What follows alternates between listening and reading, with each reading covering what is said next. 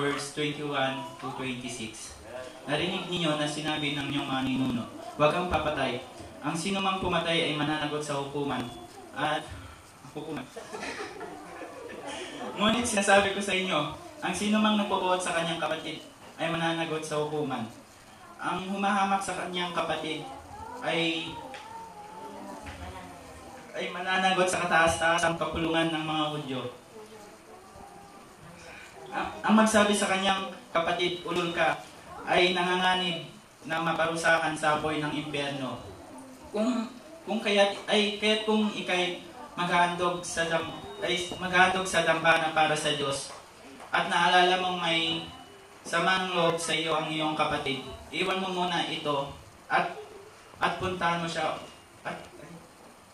mo siya para makipagsundo sa kanya. Pagkatapos, magbalik ka at maghandog sa kanya. Kung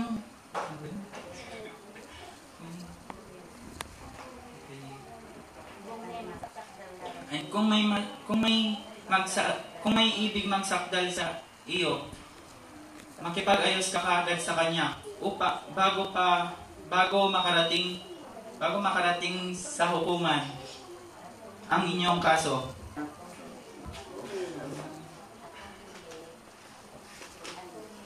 At kung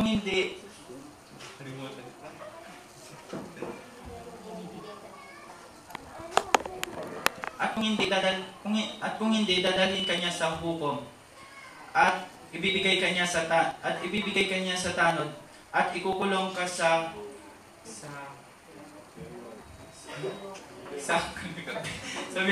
bilangguan.